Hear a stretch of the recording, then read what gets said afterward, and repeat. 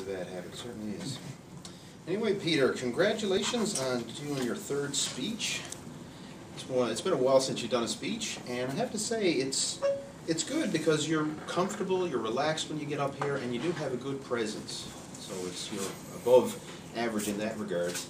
And as soon as Sarah mentioned in her tabletop, or not her tabletop, in her educational tip, that the openings, I was saying, Peter's doing the hamburger opening. He's giving us everything right up here. So in that sense, you covered the purpose of the speech, where you have to give the clear purpose, be very specific and all that kind of stuff. So you really did that well with the hamburger approach. I mean, there was no doubt in anybody's mind. You were talking about blood donation once you got speaking. So you really covered all that very good. One flaw that I found was you're giving a very detailed speech. I mean, you're covering a lot of information here, and me personally, I'm not familiar with blood donation. I've never given blood, so I'm a total newbie when it comes to this.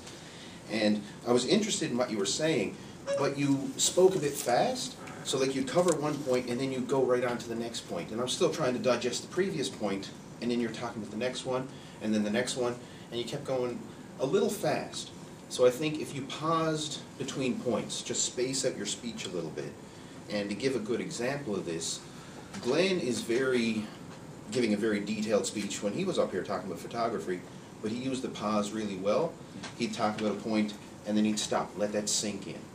And then he'd go on and talk about the next point, let that sink in, rather than just keep going and going. So even though it might be old hack to you, to someone like myself, I'm like, whoa, I think this is just going over my head, and I had a bit of trouble keeping up. So that was one thing that you could work on to improve.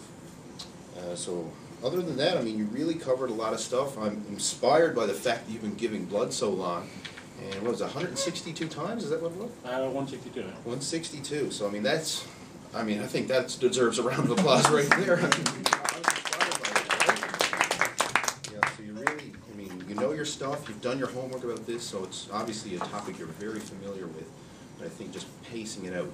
And another example of pacing it out, and I guess kind of feeding off your audience. When you mention the thing, you need to have a pulse. I mean, even though that may not have been a humor point in your speech, not intentionally, it was a humor point for us. But you stepped on the laugh. Like Kevin started to laugh, and you kept on going. Whereas if you were kind of like in the moment here, you could like, as soon as Kevin starts to laugh, you could just pause, let the laugh roll. I mean, have everyone have a good laugh and a chuckle out of it, and then continue on. So I think, I mean, if you study humor or whatever, you don't want to step on your laughs. As soon as the audience starts rolling, just pause and let it build. I mean, Kevin started to laugh, I started to laugh, and before you know it, we all would have been laughing, had a great time, and then you could have went on. So anyway, that's what I just wanted to cover. Great job, and I'll see you next time when you do your next speech. Looking forward to it.